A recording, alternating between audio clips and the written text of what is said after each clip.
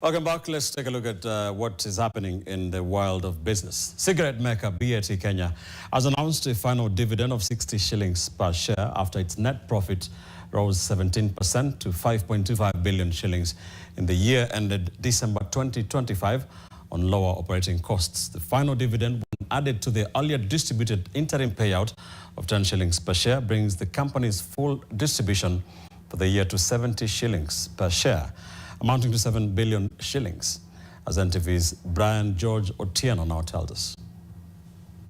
The final BAT Kenya dividend will be paid on 12th June to shareholders on the company's registry at the close of the business on 8th May 2026. The full year payout represents a 40% increase from 50 shillings per share in 2024, which amounted to 5 billion shillings. BAT's gross sales, including indirect taxes, fell 12.5% to 35.95 billion shillings, attributed by the company to growing incidences of illicit cigarettes in the domestic market.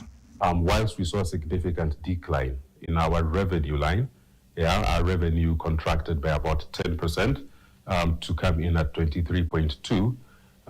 We did a lot of actions around cost management, productivity initiatives, and we also saw some financing cost benefits come into our profit and loss statement.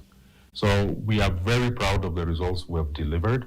However, we are very concerned about the net revenue, which has been impacted by a significant surge of illicit trade in our category. Earnings were, however, supported by stable export sales, which represent approximately half of the company's revenue, and the resumption of sale of oral nicotine pouches in the second half of the year.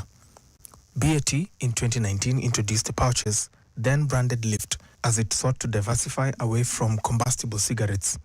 It, however, stopped selling them a year later after the government said they ought to be regulated as a tobacco product. The company in 2024 sold the pouch-making machinery at its Nairobi factory after lying idle for 5 years due to the marketing ban, saying that it would rely on imports once it got the nod to bring back the pouches in the market.